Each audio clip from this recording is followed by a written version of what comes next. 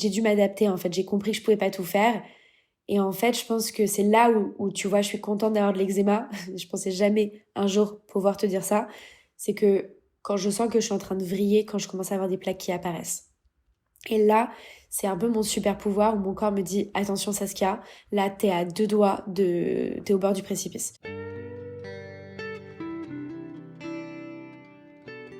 Bienvenue dans Pas de soucis, le podcast pour se libérer de l'anxiété avec Camille Thomas. Je suis Camille et avant d'être coach de santé, j'ai été une grande anxieuse. Je me suis libérée de l'anxiété le jour où j'ai compris que ce n'était pas dans ma tête. Pas de soucis, c'est le podcast pour celles et ceux qui sont fatigués par tout ce qu'ils ont essayé et qui savent qu'ils ont le pouvoir de guérir de l'anxiété naturellement. Alors si tu veux vivre sans anxiété et que tu as l'intuition qu'on ne t'a pas tout dit, ce podcast est pour toi. Je te retrouve tous les lundis pour explorer les pistes qui te permettront d'accéder au calme à l'intérieur de toi. Dans cet épisode, je reçois Saskia, entrepreneuse et influenceuse qui accompagne sa communauté grandissante sur le chemin de guérison de l'eczéma. Dans cet épisode, on parle d'anxiété dans les relations, de thérapie comportementale et cognitive, d'antidépresseurs, de solutions naturelles, d'anxiété ambitieuse et de tout ce qui aide Saskia sur son chemin de guérison. Pardonnez notre franglish dans cet épisode, on s'est laissé aller. Bonne écoute. Bienvenue dans cet épisode Saskia, je suis hyper ravie que tu sois avec moi, merci d'avoir accepté mon invitation. Mais merci à toi de m'avoir conviée. Je suis ravie d'échanger aussi avec toi. Alors, ma première question pour toi, c'est un petit peu, raconte-nous qui tu es, t'as de l'eczéma, Oui. t'as de l'anxiété, le combo eczéma-anxiété, c'est depuis quand? Ça fait partie de ta vie? Dis-nous tout. Alors oui, du coup, je m'appelle Saskia, j'ai 28 ans et j'ai de l'eczéma depuis que je suis toute petite. Depuis ma première plaque est apparue, je crois, dans mes premiers jours. Donc j'ai toujours eu, pour le coup, cette dermatite atopique. Par contre, l'anxiété, ça ne s'est diagnostiqué chez moi que très tardivement. Il a fallu que j'aille voir plusieurs psychiatres, plusieurs psychologues à différents moments de ma vie pour pouvoir vraiment poser un diagnostic dessus et dire, voilà, tu as un trouble anxieux généralisé. Ok. Et donc toi, tu t'étais pas rendu compte, finalement, tu t'étais dit, c'est des petites peurs que tout le monde a, c'est normal, ou c'est dans ma nature. Exactement. En fait, c'est très compliqué parce que le mental et la santé mentale en général, on arrive très difficilement, je trouve, à l'objectiver. À se dire, est-ce que je ressens quelque chose qui n'est pas normal? Elle est où la norme? Comment est-ce qu'on peut essayer de parler de ça et de témoigner de façon la plus objective possible pour qu'après on puisse poser un diagnostic? C'est très compliqué. Et je trouvais que l'exercice était tellement dur que parfois il y avait des séances de psy où je disais des choses et en fait, je me disais, mince, c'est peut-être pas le bon mot, et je vais les mener dans une direction qui n'est peut-être pas la bonne, et comment en fait j'arrive à poser un mot sur ce que je ressens. C'est ce qui a fait, je pense, que ça a mis autant de temps avant d'être compris et d'être décelé chez moi. Et donc il y a ce premier point, et le deuxième point, c'est que surtout, en fait, on ne commence à parler des choses qui nous taraudent que lorsqu'on comprend que c'est pas normal. Mais quand est-ce qu'on sait que c'est pas normal? Et en fait, il a fallu que les mêmes choses m'arrivent encore et encore, que je me dise, ok, quand j'en parle aux gens autour de moi, ils me disent que c'est surprenant, que ça leur arrive pas forcément. Ok, donc là, il y a peut-être un sujet. Mais ça a mis énormément de temps. Et tu peux nous donner des exemples de ces choses, par exemple? Tu as des épisodes en tête? Genre un peu from the top of your head, comme ça? Euh, je vais pas... Ah, c'est très compliqué parce que ça s'est tellement immiscé dans les moindres petits détails de mon quotidien que je vais pas avoir un épisode en particulier. Pour autant, au niveau professionnel, par exemple, lorsque j'étais en stage, je n'arrivais pas à envoyer mon travail une fois qu'il était fini. Parce que je me disais, il est pas assez bon, ça va pas leur plaire, et de toute façon, tu sers à rien, et imagine, il se passe ça, imagine, il se passe ça, et en fait, ça me paralysait. Et du coup, je ne travaillais pas, en fait. Ou je travaillais, en fait, je produisais du contenu, du travail, mais je l'envoyais pas. Et ça créait à des moments des gros soucis parce que eux, ils se disaient, mais elle fout rien. Alors que moi, je ne faisais que travailler, je faisais des heures en plus pour pallier à ce manque de productivité parce que j'étais paralysée. Et au final, c'était juste pas du tout une bonne stratégie dans aucun sens et j'étais incomprise. Mais il a fallu du temps avant que je puisse parler de ça et que je me sente à l'aise d'en parler et d'ouvrir le débat là-dessus, quoi. Ouais, ça rejoint exactement, on va en parler, la high functioning anxiety, en fait. Moi, j'appelle ça l'anxiété Ouais. ambitieuse. Il n'y a pas vraiment de mot en français pour traduire ce concept-là, mais c'est l'anxiété où, en fait, tu fonctionnes. Mais toi, tu disais que quand même, t'es paralysé. Mais une des grosses caractéristiques de cette anxiété, c'est de diminuer et de décrédibiliser ce que tu fais, même si ce que tu fournis, bah, c'est bon, en fait. Ah ouais, ça... Ouais, ça carrément. Ou même au niveau relationnel, on en reparlera, mais tu vois, quand je recevais un message, j'avais peur de répondre tout de suite. Il fallait que je réfléchisse vraiment 1000 ans à qu'est-ce que je vais répondre, tous les cas possibles. Donc si je réponds ça, l'autre personne va répondre quoi, et le machin, et le bidule.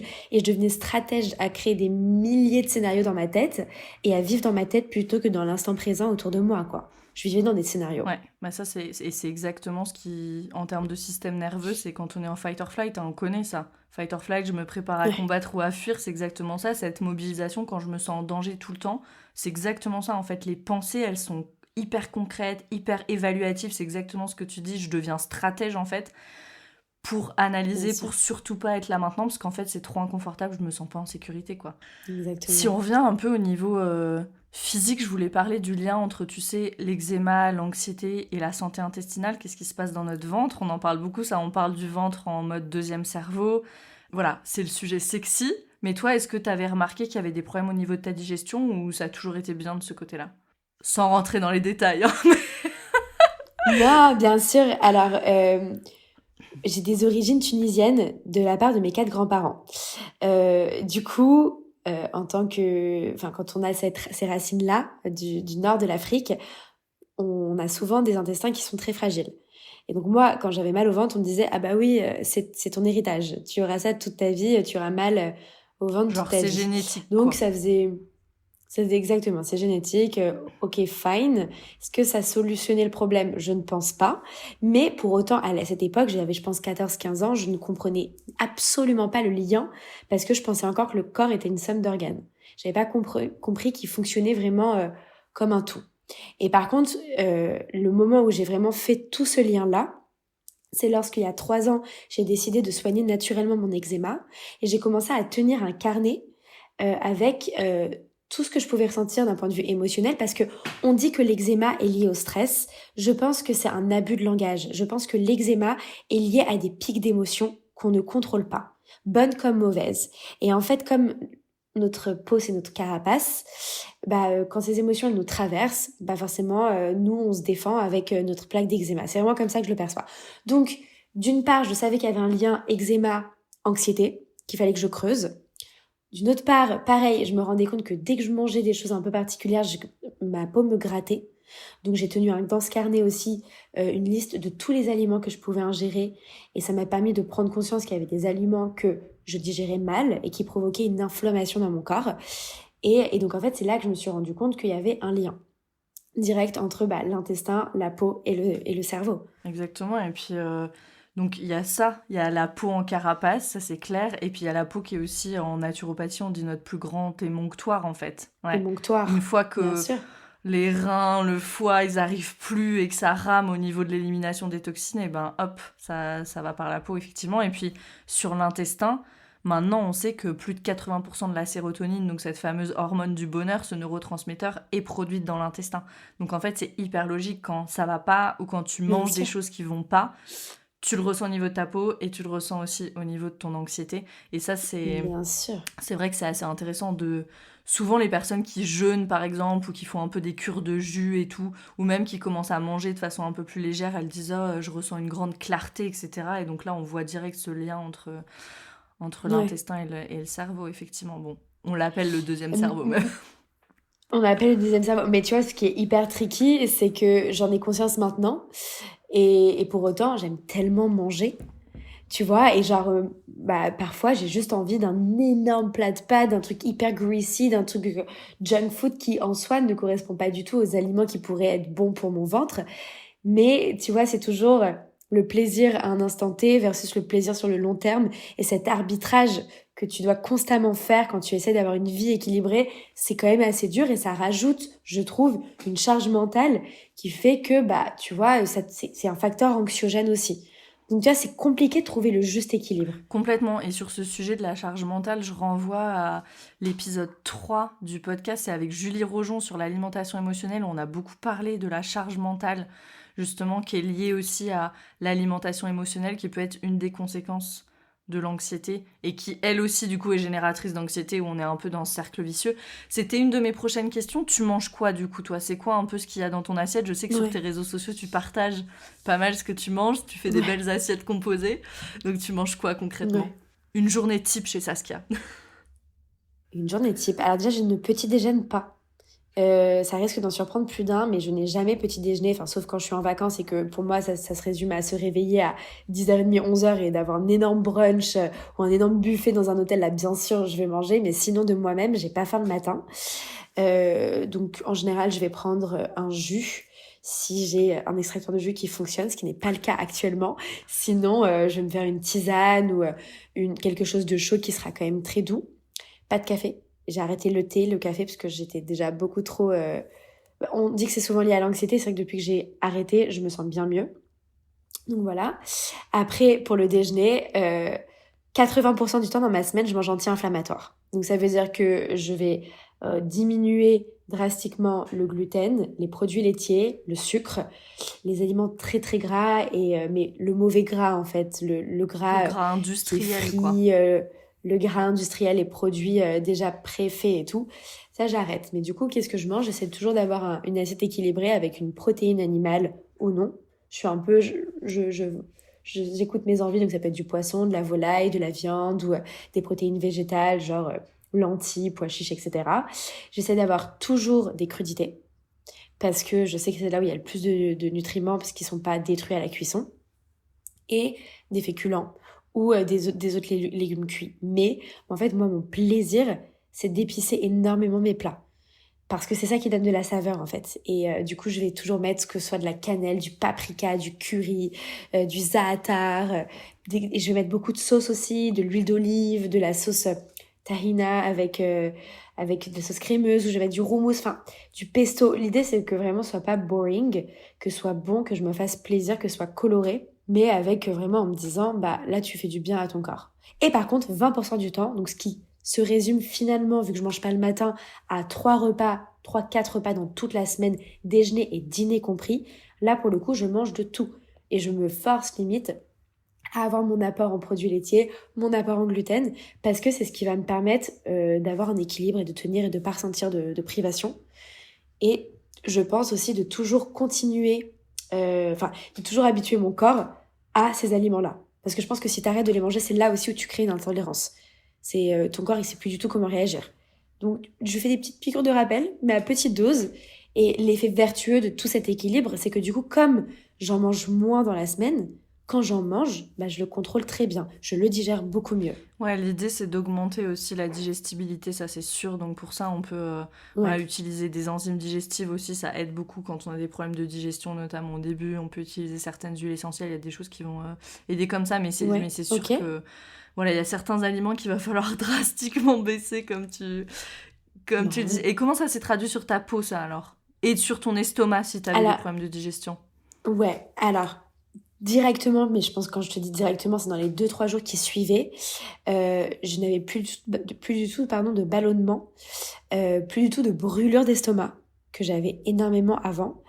Et au niveau des plaques, j'avais encore beaucoup d'eczéma, donc je me suis dit, c'est quoi le lien ça marche pas, il y a un truc que je fais pas bien, etc. Mais en fait, très rapidement aussi, je me suis rendu compte que mes plaques ne me démangeaient plus. Et du coup, c'est hyper grave parce que, ok, l'inflammation était encore là, mais la plaque qui gratte jusqu'au sang, j'en avais plus.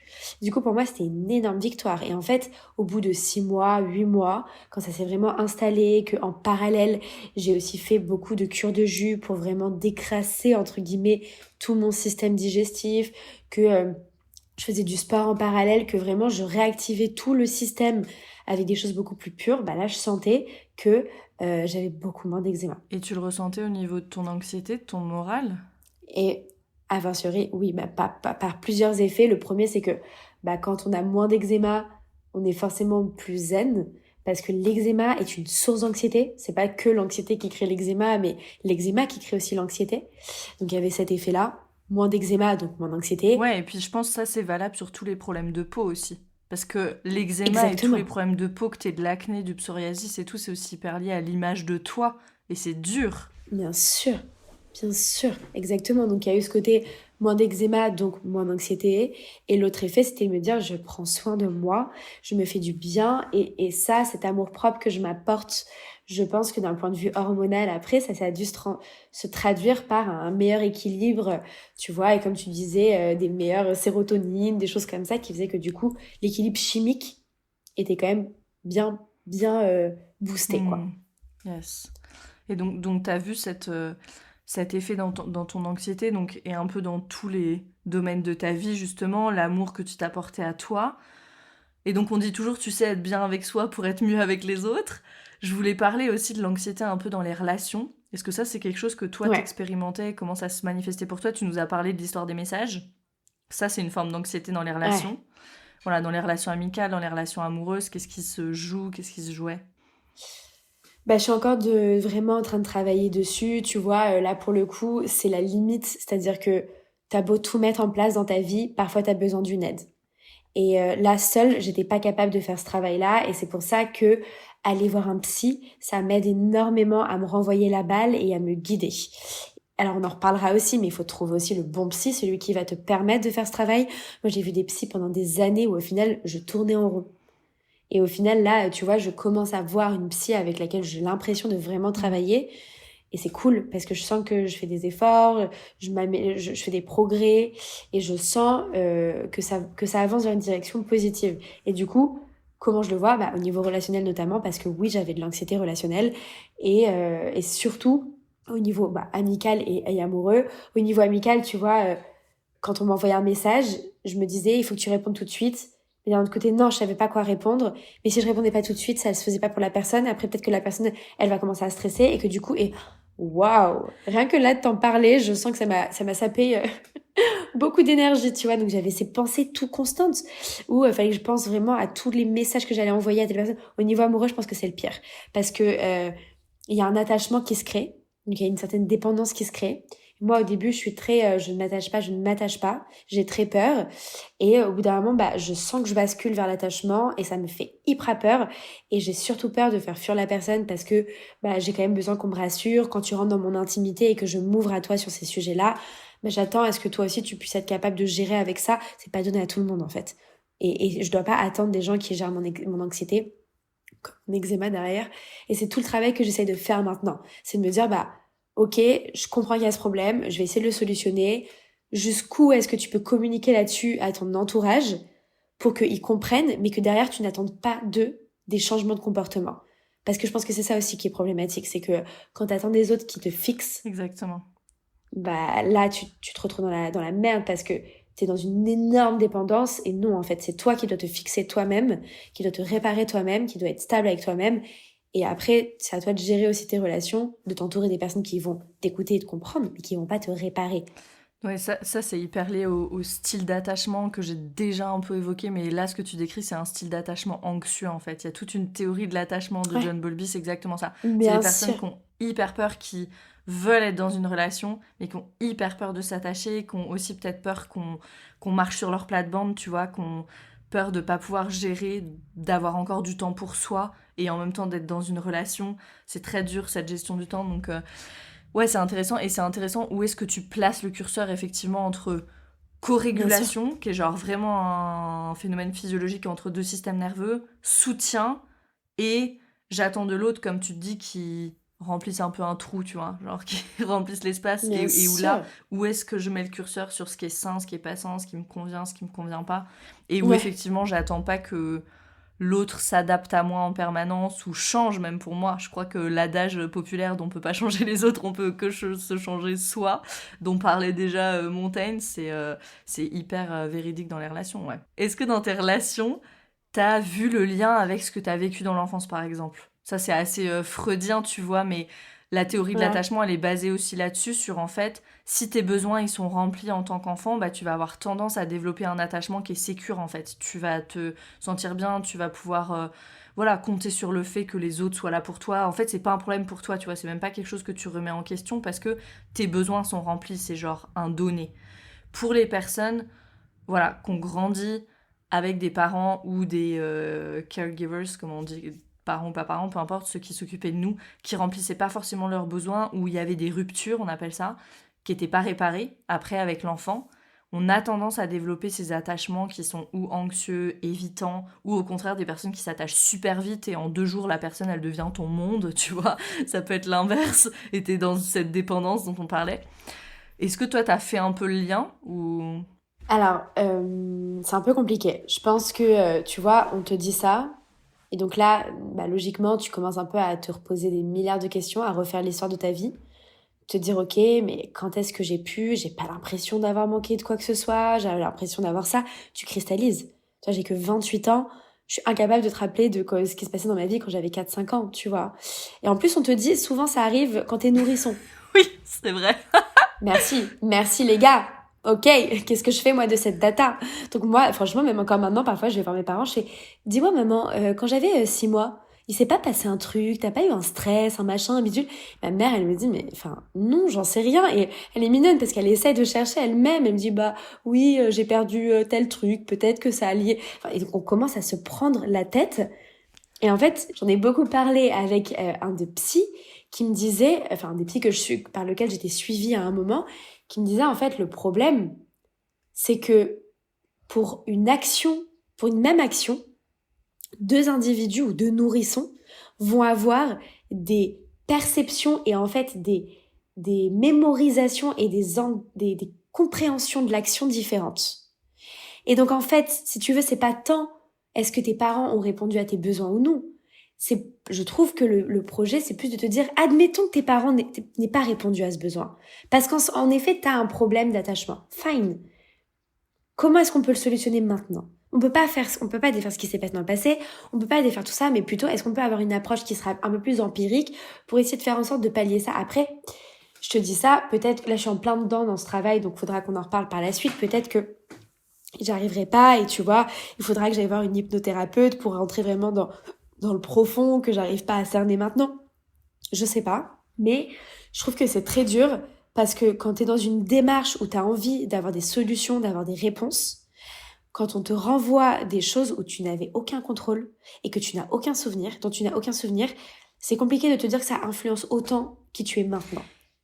Et surtout, je sais pas si tu le sens pareil, mais tu vois, je sais pas du tout où la vie nous mènera, si un jour on sera parent ou non, si on en aura envie ou pas, j'en sais rien. Mais admettons qu'on en ait envie, admettons qu'on soit aligné avec ça. Quelle pression! C'est-à-dire que tu te dis, mon Dieu, mais quoi que je fasse, je peux donner le maximum de moi-même. Ça se trouve, je vais quand même créer des Je vais névroses créer en du fait trauma pour mes auprès de mon enfants. enfant. Je vais créer du trauma. Je vais créer des choses qui leur feront du mal par la suite. Et waouh, c'est dur. Personne n'est parfait. C'est très très dur. Ouais, alors, moi, je pense à 2 choses quand tu me dis ça. Effectivement, cette histoire des parents, tu sais, moi, quand j'ai été enceinte, là, avant la fausse couche, j'avais fait beaucoup de choses, voilà, pour préparer l'accouchement et tout. Ça me faisait très peur, par exemple. C'était vraiment un truc qui me glaçait totalement. Et j'ai appelé une amie, elle m'a dit, oui, effectivement, tu peux tout préparer. Et je pense que l'accouchement, la façon dont on éduque ses enfants, peu importe, tu peux tout préparer. Mais à un moment donné, l'enfant, il a aussi son karma, tu vois.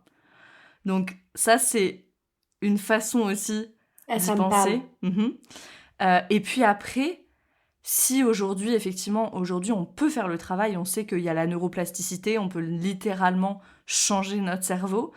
Donc, moi, ce que je propose ici, c'est aussi de lâcher un petit peu l'analyse et d'aller dans des pratiques justement comme le MDR, le breathwork, où on bypass un petit peu toute cette analyse, ce cerveau, et où on laisse exprimer les émotions. En breathwork, en rebirthing, c'est exactement ça qu'on fait. Moi, j'utilise Ouais. vraiment cette métaphore des tuyaux, tu vois, où en fait, t'as comme une tuyauterie à l'intérieur de toi. Peut-être qu'en médecine chinoise, on dira les méridiens, en Ayurveda, on dira les nadis, peu importe. Moi, je dis oui, c'est les canaux énergétiques, mais c'est aussi tout ce qui est dans le système nerveux, donc... Et tout ça, tous ces traumas, toutes ces émotions refoulées, on en a tous, toutes à un moment donné, parce que peut-être qu'à ce moment-là de notre vie, bah, c'était pas le moment de les exprimer, on n'avait pas les outils pour les exprimer, peu importe, c'est resté coincé dans nos tuyaux. Et c'est comme une tuyauterie qui est un peu encrassée avec tout ça. Et puis quand on fait cette respiration circulaire connectée là du breathwork, c'est comme si on envoie l'oxygène, on envoie de l'énergie, mais c'est comme si on envoyait un jet d'eau claire là-dedans, et puis ça vient décrasser. Et voilà, on ne sait pas quelle particule de crasse va se détacher à quel moment, et on laisse complètement venir les émotions. Ça peut être même du rire parfois en fait. Parce que quand on se coupe de cette intensité émotionnelle, souvent on se coupe des émotions inconfortables, on va se couper de la tristesse, de la honte, de la culpabilité, mais en faisant ça, on se coupe aussi de l'intensité des belles émotions, ou des émotions qu'on peut dire confortables, donc la joie, la gratitude. Donc Bien parfois, sûr. tu peux être là en breathwork, moi j'ai jamais ri autant qu'en breathwork, parce que c'est ça qui avait besoin d'être libéré à un moment. Donc je trouve que c'est hyper puissant, tu vois, ces méthodes, voilà, d'aller voir un psy pour commencer à amener de la conscience là-dessus, et puis après, juste en fait, de laisser sortir. Il y a plein de méthodes pour Bien laisser sûr. sortir. Ça peut être juste shaker son corps, ça peut être crier dans un oreiller, enfin, ça peut être plein de choses. Mais je trouve que c'est super intéressant. Hyper intéressant. Bah oui, il fallait que je fasse d'ailleurs une de tes séances, mais c'est vrai que l'horaire, en fait, j'ai cours de théâtre pour tout te dire, T'inquiète. donc c'est compliqué pour moi de suivre, mais c'est quelque chose qui m'intéresse particulièrement. Et les TCC, ce que je trouve hyper intéressant dans cette approche, donc TCC, c'est pour thérapie cognitive comportementale. C'est ça, hein, il me C'est ça, c'est semble. ça. C'est une très belle jonction, je trouve, un très beau lien entre l'intellectualisation du vécu et les émotions à un instant T. Et je trouve que ce travail est intéressant parce que du coup, bah, pour les personnes qui nous écoutent et qui ne voient pas vraiment ce que c'est une thérapie qui se passe autant en séance avec le psychothérapeute que chez soi lorsqu'on écrit un peu nos journées où on débriefe un peu des moments qui nous ont semblé inconfortables et on décrit la sensation physique qui en a été liée, ainsi que les émotions et notre mécanisme de pensée. Ça permet en fait de mettre en évidence quand on a notamment de l'anxiété ou un stress chronique ou d'autres problèmes, des schémas de pensée répétitifs et des pensées limitantes. Et en fait, on se rend compte qu'il y a plein de choses qui se répètent et là, on peut mettre en évidence des patterns et c'est là que le travail commence. Et cette approche-là empirique, je la trouve hyper intéressante justement pour Ouais, ça, quoi. et c'est hyper effrayant. Je crois que le chiffre, c'est 80% ou même 90% d'un jour sur l'autre. Si j'ai mes pensées aujourd'hui, demain, j'aurai 80% des mêmes pensées. Alors ça, je trouve ça hyper flippant. Oh, Donc waouh! c'est Je énorme. savais Donc pas. effectivement, ces pensées répétitives et inconscientes, c'est exactement ça. En fait, c'est tout ce dialogue interne qui souvent, en plus dans l'anxiété, est pas hyper positif et pas hyper porteur. Quand on est, du coup, tu parlais voilà, de la psychothérapie, quelqu'un va voir un psychologue, quelqu'un peut aussi aller voir un psychiatre. Le psychiatre, il peut proposer des médicaments. Toi, on t'a proposé des Mhm. antidépresseurs à un moment. Comment ça s'est passé dans ton parcours? Comment tu t'es sentie face à ça? Comment t'as pris ta décision? Alors, initialement, pour être tout à fait transparente, je n'étais partie que sur des psychiatres parce que c'était remboursé. Là où les psychothérapies par ma mutuelle ne l'étaient pas. Et surtout pas aussi fréquemment que je ne l'aurais voulu, parce que moi je voulais pas 5 séances par an, je voulais une séance toutes les semaines, voire 2 séances par les moments où c'était un peu compliqué. Donc pour moi c'était un peu évident d'aller vers un psychiatre et d'avoir cette ressource qui était 100% remboursée. Je trouvais que ça avait du sens. Euh, J'avais quand même conscience que par moment on pouvait te proposer des médicaments. J'étais honnêtement pas forcément très friande de ça parce que en fait en théorie je me dis why not si c'est nécessaire, mais en pratique, j'avais pas le sentiment d'en avoir besoin. Et en fait, ce qui s'est passé, c'est il y a 1 an et demi, le psy avec lequel j'étais en thérapie depuis, je pense, 6, 7, 8 mois, m'a dit à un moment, voilà, pour votre anxiété, moi, je peux plus rien faire pour vous. Il faut que vous preniez des antidépresseurs, pas parce que vous avez une dépression, mais parce que vous avez un trouble anxieux généralisé et que vous le prendrez, enfin, vous devriez le prendre à très fine dose, mais ça va être bon pour vous. Et au fond de moi, je sentais que c'était pas ce qu'il me fallait. C'est-à-dire que si j'écoutais I trust my gut, je sais que c'est pas ce vers quoi je dois aller. Et je pense que là, mon vécu avec l'eczéma m'a beaucoup aidé sur ça. Parce que je trouve que l'antidépresseur, tout comme la cortisone pour l'eczéma, c'est deux choses qui, quand on va les prendre, vont forcément nous aider. On va être bien. C'est pas la question. La question, c'est l'après. Et je trouve que c'est très compliqué quand on a de l'anxiété et qu'on pense forcément à l'après, parce qu'on est toujours dans l'anticipation, de se laisser aller vers des médicaments en se disant et après qu'est-ce qui se passera? Et on n'en sait rien. Et sauf que moi quand je disais à mon psy, ok, mais combien de temps je les prends? On sait pas. Et les gens qui en ont pris, ils ont arrêté simplement? Non, ils ont arrêté avec difficulté. Mais ils ont réussi à arrêter? Pas vraiment, ils ont dû en reprendre. Donc en fait, je sentais une dépendance. Je sentais que j'allais déplacer le problème en fait. Et ça, c'est un peu mon côté, ça fait partie de ma personnalité, mais moi, j'ai besoin de savoir que ce que je fais à un instant T, je vais poser toutes les questions nécessaires et que je sais que je vais vers quelque chose qui a l'air plutôt safe. Et là, en tout cas, les antidépresseurs, à mes yeux, avec ma perception, ma conviction, je trouvais pas que ça répondait à ça. Et en plus, j'ai été quand même sur des groupes. Là, c'était horrible parce que mon psy il me dit, va te mettre sur un groupe allez vous mettre sur un groupe qui s'appelle fluoxétine, parce qu'à l'époque, il me parlait du Prozac. Genre, Prozac, all the good effects of it, tu vois, genre, tous les aspects positifs. Et tu voyais des gens qui étaient en mode salut, je vais commencer mon Prozac aujourd'hui, je crains un petit peu, machin. Et tu voyais les commentaires des gens qui disaient ça va être la meilleure décision de ta vie, enjoy the ride, now you're gonna have a second life, tu vas avoir ta deuxième vie qui commence maintenant et tout. Donc forcément, toi, quand t'es au plus mal et que tu lis ça, tu te dis c'est peut-être la solution. Et ça a été très dur pour moi, j'étais vraiment en tiraillement. Pendant des mois, j'étais en mode ok, non. Et je me disais ok, faites-moi l'ordonnance, je vais peut-être y aller. Et puis en fait, je n'y allais pas. Et c'était dur, j'étais en tiraillement interne. Et en fait, ce qui est aussi très dur, c'est que tu n'as pas... Enfin, c'est quand même tabou. T'as pas des exemples autour de toi de gens qui vont dire ah, mais moi, je suis sous Prozac depuis vraiment 2 semaines.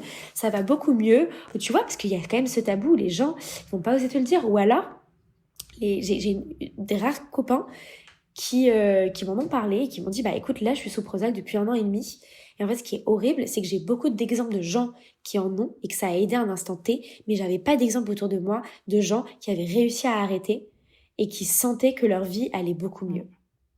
Et donc je le voyais pas comme quelque chose de curatif, mais je le voyais comme quelque chose, comme un doudou, mais qui allait m'aider à un instant T, mais qui allait pas du tout soigner, comme la cortisone. Et donc, je me reconnaissais pas là-dedans. Je me disais, putain, mais la cortisone, je me suis battue pendant plus de 20 ans pour enlever cette dépendance alors qu'on me disait qu'il y aurait pas de problème. C'est pas pour me remettre dans un autre délire de médicaments où je pourrais pas. Donc, je m'étais dit et j'avais dit à mon psy, continuons nos thérapies, avançons par le dialogue. Si vous sentez que j'ai besoin pour ma vitalité, pour ma vie, d'en prendre, vous me le direz. Mais si c'est qu'une question de confort, pour l'instant, je gère. Alors on continue. Et si je sens que ça change, je vous le dirai. Mais là, à un instant T, ça ne me semble pas pertinent. Et en fait, pour tout vous dire, au bout d'un moment, nos thérapies par le dialogue, elles n'aidaient plus. Je n'avais pas l'impression d'avancer. Et je me suis dit, je ne suis pas sur la bonne voie de la guérison. Et du coup, je suis allée voir un autre psy. Et elle, quand je lui disais, est-ce qu'il faut pas que je prenne des antidépresseurs pour mon anxiété, etc., parce que je lui parlais d'épisodes où mon anxiété avait encore fait des siennes, et que du coup, il y avait des petits dégâts, j'étais un peu perdue. Je lui dis, est-ce qu'il faut pas là que je prenne un antidépresseur? Parce que j'avais en tête ce que me disait l'autre psy. Et elle m'a dit, absolument pas. Et alors, à ce moment-là, moi, ce que je me suis dit, c'est waouh! C'est-à-dire qu'en fait, on va entendre l'inverse et son contraire par les médecins. Et donc, il n'y a pas de généralité, il n'y a pas de vérité. C'est plutôt qu'est-ce qui résonne en toi à un instant T quand on te dit quelque chose. Et moi, ça résonnait pas pour moi, les antidépresseurs, donc j'ai compris que c'était pas pour moi. Mais j'ai d'autres amis, ça résonnait en eux et ils en ont pris. Et chacun sa guérison, en fait. Chacun son chemin de guérison. Mais c'est pas, il y a pas de vérité, il n'y a pas une seule façon de soigner l'anxiété, quoi. Exactement. Je suis hyper... C'est un peu long comme réponse. Je suis hyper d'accord avec ça. Et puis, moi, la seule chose que je regrette, c'est que le corps soit si absent de la thérapie, tu vois. Est-ce qu'à un moment donné, ton psy t'a dit « Ah, ok, vous avez de l'eczéma, tiens, l'inflammation, c'est le terreau et de l'eczéma et de l'anxiété, tu vois. » Je suis prête à parier qu'il n'y en a pas grand monde qui a fait le lien, tu vois. Bien sûr, et c'est horrible. Et c'est pour ça que je pense que les comptes comme le tien ou comme le mien vont permettre à leur échelle d'ouvrir le discours et d'ouvrir des pistes et des sujets de réflexion. Et c'est, je pense aussi pour ça que, tu vois, moi, les gens me disent régulièrement, mais merci, je savais pas que mon eczéma pouvait être lié à mon alimentation. Ma mère, de rien, en fait, mais moi non plus, je savais pas, et il m'a fallu peut-être 23 ans pour le comprendre, quoi. Donc voilà. Ouais. Et je voulais parler aussi donc d'un autre sujet, parce que tu disais, voilà, je viens chez mon psy avec des épisodes où mon anxiété a encore fait des siennes, mais finalement, tu lui disais, je gère. Donc malgré tout, je fonctionne, en fait. Et moi, ce qui m'a hyper parlé, c'est en lisant des articles anglophones et en rencontrant en fait le concept de High Functioning Anxiety, qui a pas de traduction vraiment en français aujourd'hui, donc moi je l'ai appelé anxiété ambitieuse, un peu par défaut parce qu'il fallait lui donner un nom. Mais la High Functioning Anxiety, c'est quoi? C'est je suis hyper anxieuse à l'intérieur en fait, mais en dehors, au vu du monde, au vu des autres, je fonctionne très bien. Et je suis même peut-être une leader, un entrepreneur, une entrepreneuse. Je suis celle qui est organisée, je suis celle qui dit toujours oui, je suis celle qui prend en charge les choses. Mais en fait, c'est parce que je suis un peu control freak qu'il faut que je contrôle les choses parce que ça me rassure à l'intérieur.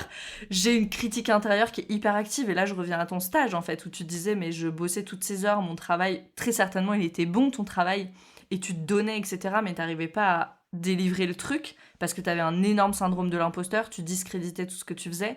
Et ça, c'est vraiment ce syndrome de l'imposteur et cette high functioning anxiety où t'es en mode, tu peux avoir 1000 feedbacks des gens qui disent c'est génial, tu peux avoir 1200 messages en privé sur Instagram, tu vas toujours dire non mais mes reels ils sont pas à la hauteur et tout, tu vois.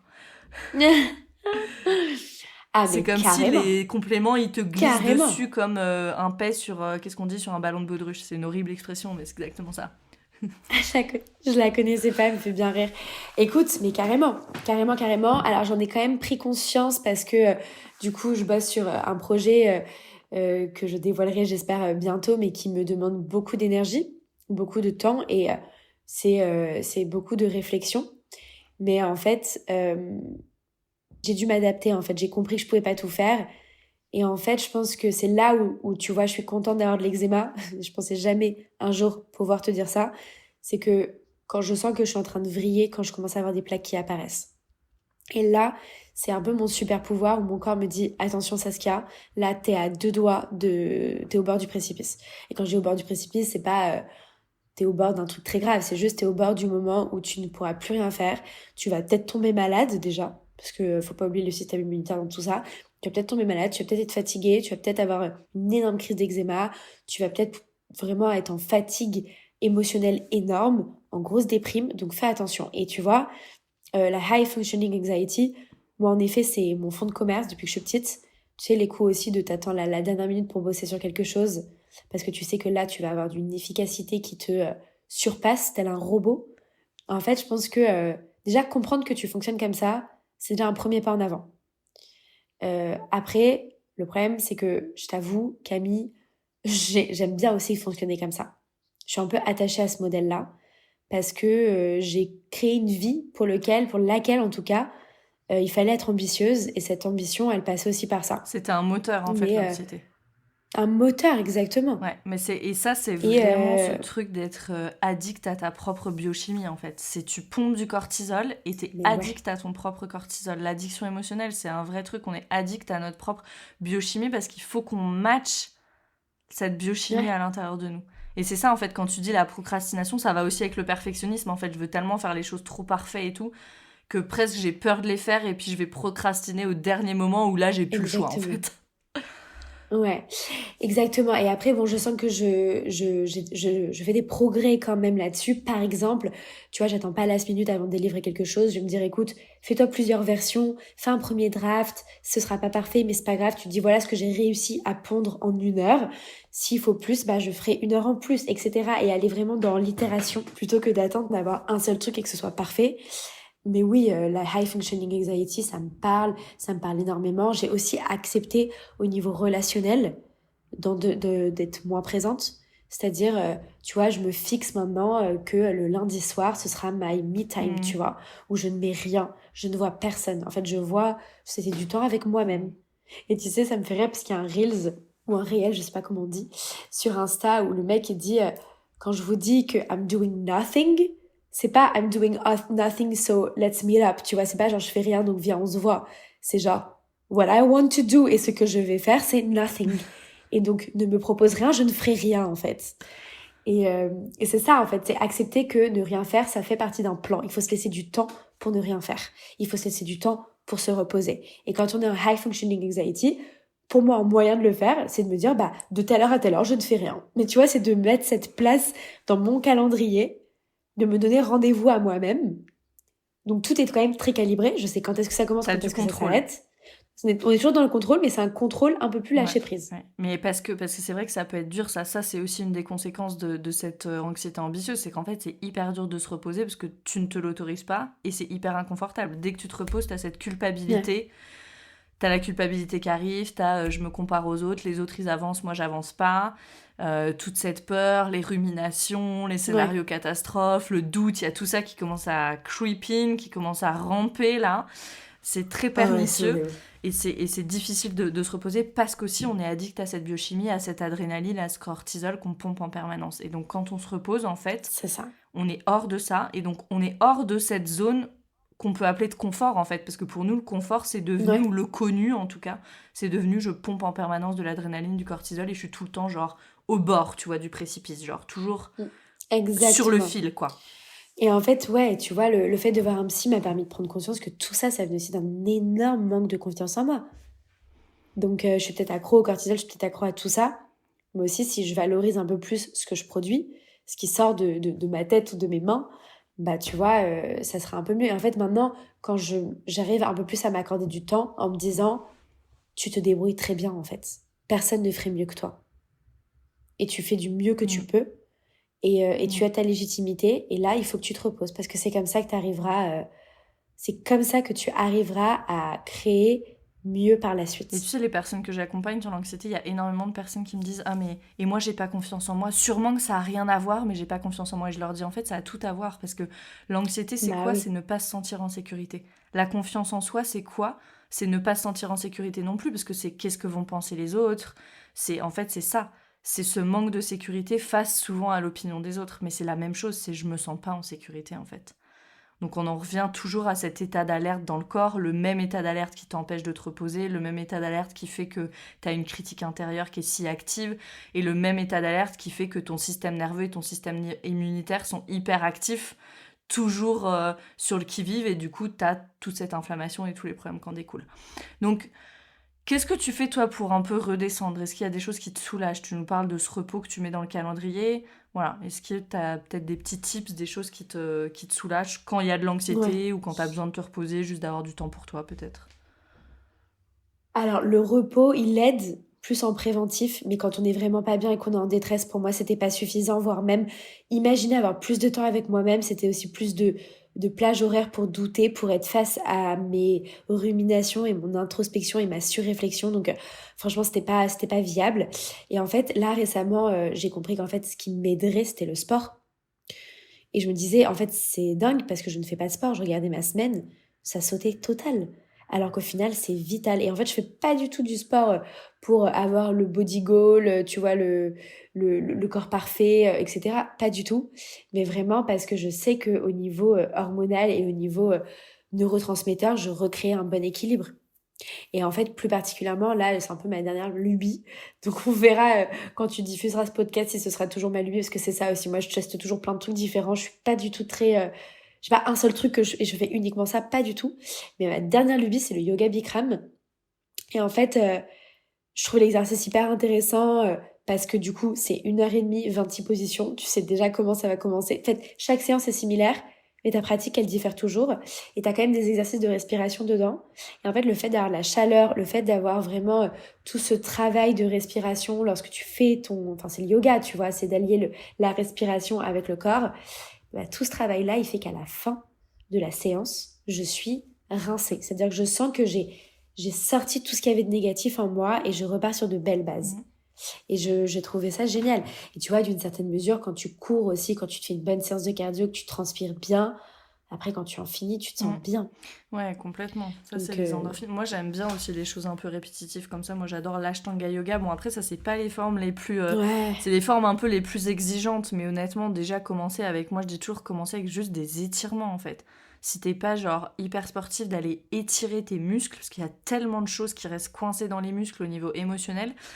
Moi, je me souviens quand j'étais au Yoga Institute à Mumbai, il y avait un cours qui s'appelait Yoga profond, où en gros, on restait très longtemps dans les positions. Donc c'était vraiment dans l'étirement, en fait. C'était pas du tout sur le cardio ou quoi. Ouais.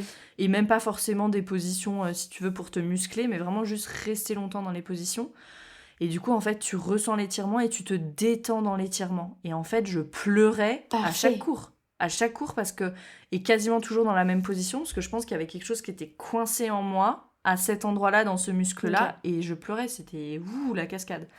Wow. Donc déjà, juste voilà, si vous nous écoutez, que vous n'êtes pas hyper sportif, vous dites, ok, bon, Bikram, Ashtanga, c'est peut-être un peu genre chaud, Voilà, rien que des étirements profonds, c'est juste Bien génial, quoi. sûr.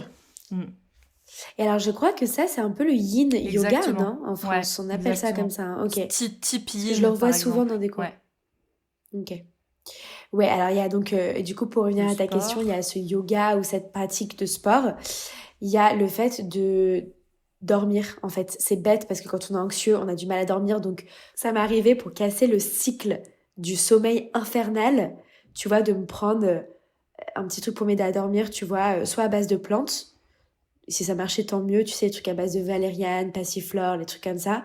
Ou alors, tu vois, du Donormil, tu sais, les trucs qui t'aident à dormir, que tu peux acheter sans ordonnance, qui sont quand même à prendre extrêmement ponctuellement. Mais quand on a une grosse vague d'anxiété, qu'on n'arrive pas à dormir, tu sais que tu dors, Mm. quoi. Donc, ça m'arrive de prendre ça, et surtout après. Ou alors, l'huile de CBD m'aide beaucoup, moi, à dormir quand j'y Mm. arrive pas. Il y a aussi une option, Euh, c'est l'huile essentielle de copaïba qui utilise aussi le système endocannabinoïde, les mêmes récepteurs que le CBD, qui est assez intéressante. Et si vous nous écoutez, que Ah, vous voulez des waouh, je ne choses sais pas. qui marchent en termes de compléments, voilà, le magnésium et la L-théanine. L-théanine, c'est un principe actif du thé vert et c'est un relaxant profond. Donc tu sais, c'est pas comme les somnifères où t'as un peu l'impression parfois qu'un camion t'est passé dessus quand tu te réveilles le matin. Il n'y a pas ça avec la Ouais. L-théanine, c'est vraiment ce relaxant profond qui va faire que par exemple les gens aussi qui ont des insomnies, on va pas se réveiller la nuit, ça va être un sommeil beaucoup plus réparateur, beaucoup plus... Mm. Génial. Ok, bah je vais regarder ça. Je connaissais pas du tout. Ouais, donc bah c'est ça, le sommeil en fait c'est important parce que je me rends compte aussi que quand je ne dors pas beaucoup, je suis forcément Ah bah anxieuse oui, le le lendemain. cerveau se nettoie hein, pendant la nuit. Donc en fait, si tu fais pas le nettoyage, c'est terrible. Je pense que là, tu passes de 80% des mêmes pensées à peut-être 99% de pensées De ouf, répétitives. mais carrément. Et par contre, le dernier truc aussi que j'ai mis en place, et ça m'aide, c'est tu vois, mon rapport avec mon téléphone est un peu différent. Donc notamment, j'ai enlevé toutes les notifications sur mon téléphone. Parle-nous-en, C'est ça, deux bête. minutes. Toi qui es influenceuse, Ah t'as ouais. 14 000 personnes, presque 15 000 personnes qui te suivent sur Instagram. T'as des messages privés tout le temps. Tu postes régulièrement. Instagram, c'est un peu genre le prolongement de ton bras. Ton téléphone, c'est devenu le prolongement de ton bras, j'imagine. Comment tu gères ça? Les réseaux sociaux, c'est hyper anxiogène. C'est aussi des Ouais. informations que notre cerveau y processe sans même qu'on s'en rende compte, en fait, hein. Donc, comment tu Ouais, gères ouais. ça? En fait, bah déjà, le fait de gérer un compte Insta, surtout que je reçois beaucoup de messages parce que on est sur une niche, il y a peu de personnes qui parlent de ça, les gens ont besoin d'échanger, en fait. Et du coup, c'est un rôle que j'aime, un rôle que j'aime mener, on peut le dire ainsi, ou c'est un rôle que j'aime avoir, mais parfois c'est dur, hein. Parce que moi, quand je vais pas bien, d'être capable de prendre sur moi des messages, t'as des gens qui vont pas bien aussi, c'est dur. Dans ces cas-là, j'ai compris que j'attendais avant de répondre et j'ai besoin de rien. Enfin, j'ai pas besoin de me justifier. Si les gens ils disent ah mais tu réponds lentement, bah oui, ça m'arrive. Je suis humaine avant tout. Ma santé mentale. Les réseaux sociaux c'est pas la vraie vie. Donc il y a ça. Pareil, la pression de poster, c'est très dur. Surtout quand tu vois que quand tu postes pas, tu perds plein d'abonnés que tu as mis du temps à avoir ou que tu vois plus personne après voit ton contenu parce que l'algorithme il valorise la consistance, enfin la La régularité. voilà, l'algorithme valorise la régularité, donc quand tu postes un peu moins, bah c'est dur. En fait, pareil. Tu vois, je me dis, on s'en fiche, c'est pas grave. Ça arrive, c'est des vagues. Et j'essaie de vraiment me dire, voilà, maintenant justement que tu as ces 15 000, ça doit pas t'empêcher. Au contraire, ça doit te faire prendre conscience et de te prendre confiance surtout sur le fait que bah c'est pas grave si t'es un peu moins présente. Parce que ton contenu, il est de qualité. Donc, pour qu'il soit de qualité à des moments, il faut que derrière, il y ait des repos aussi. Et si les gens, ça leur convienne pas, eh ben, ils ont qu'à ne pas te suivre. C'est pas très grave. Donc, j'essaye vraiment de me dire ça. Après, je te dis ça, j'essaye toujours d'avoir des réponses dans mes messages, tu vois, qui durent, enfin, avec des délais de moins d'une semaine. Mais parfois, ça m'arrive d'attendre 2 semaines parce que il y a d'autres messages qui sont venus entre, etc. Et voilà, c'est un vrai travail. J'ai aussi parfois de l'aide sur les messages parce que je peux pas tout gérer toute seule. Donc, d'avoir déjà un premier tri il y a pas mal de ressources qui sont sur Internet, qui sont sur mon blog, qui sont sur mon Insta. Donc, de faire déjà un premier tri de est-ce que la personne n'a juste pas vu la ressource parce qu'elle est arrivée plus tard sur le compte et que c'est des trucs dont j'ai déjà parlé avant. Et dans ces cas-là, parfois quand je sens que j'ai trop, tu vois, ça m'arrive parfois avec les Reels d'avoir eu un énorme pic de buzz où t'as plein de personnes qui t'écrivent d'un coup. Bah là, ça peut être très vite étouffant, anxiogène. Et ben là, je demande de l'aide. Et c'est OK. Et puis pour les personnes aussi, voilà, qui sont... Voilà, si vous n'avez pas forcément un gros compte sur le réseau et tout, mais Moi, le conseil que je peux donner, c'est trier, en fait. Moi, très régulièrement, je vais dans mes abonnements et je trie. Et je fais le tri. Et j'enlève, et j'enlève, et j'enlève. Et je garde entre 30 et 40 abonnements. Mais pas plus. C'est déjà beaucoup trop, en fait.